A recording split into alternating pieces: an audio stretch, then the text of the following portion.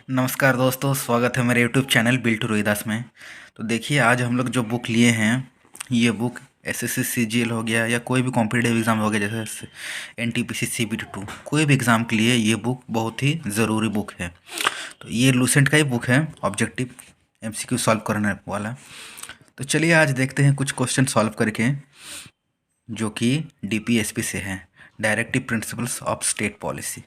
तो देखिए, आप लोग को पता ही होगा, DPSP part 4 of the constitution में आता है। तो पहला क्वेश्चन देखिए क्या बोल रहे हैं। तो separation of judiciary from the executive has been provided in one of the following parts of the Indian constitution. तो जुडिशियरी, ठीक है ना, separation of judiciary from the executive, तो ये आपको पता ही है, आर्टिकल 50 ऑफ द डीपीएसपी में कहा गया है। तो इसका ऑप्शन हो जाएगा 1 का सी, ठीक है। उसके बाद देखिए जिसका नेक्स्ट क्वेश्चन है, under the DPSP up to what age of children they expected to be provided free and compulsory education. तो इसको ये आप पता है, ये आपका फंडामेंटल राइट्स में भी आता है 21 में, और सॉरी फंडामेंटल राइट्स भी है और ये डीपीएसपी भी है, ठीक है ना। तो इसका हो जाएगा up to 14 years. Third question, ये तो बहुत ही लल्लूपन जैसा क्वेश्चन है। Which part of the Indian constitution deal with the DPSP.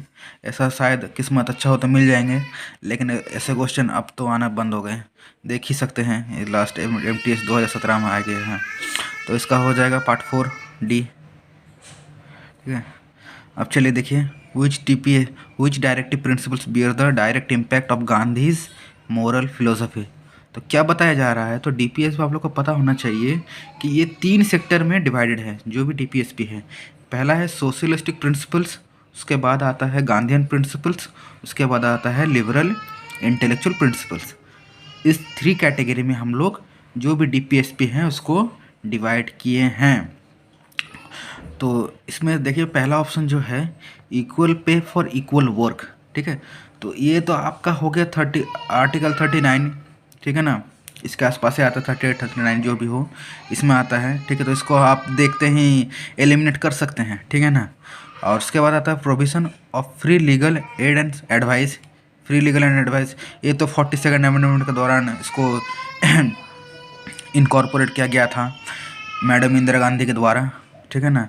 Provision of the slaughter of the cows, ये तो आपका हो गया आर्टिकल 48 में, ठीक है ना। तो ये भी नहीं है। Protection of the monuments of historic importance, ये भी नहीं है। तो मेरे हिसाब से ये चारों नहीं होने चाहिए, लेकिन यहाँ पे ऑप्शन मैंने जब देखा, चेक किया, तो पता चला कि provision of the slaughter of the cows दिया है।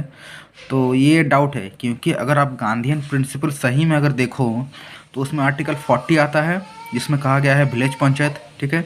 उसके बाद आता है 43 जिसमें गया है टू प्रोमोट कॉटेज इंडस्ट्रीज़, ठीक है।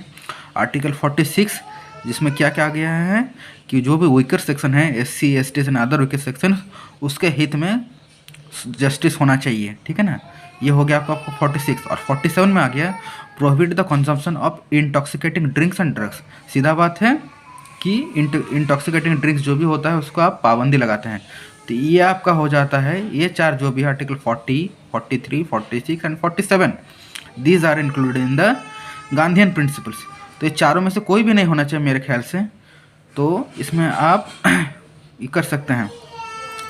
उसके बाद देखिए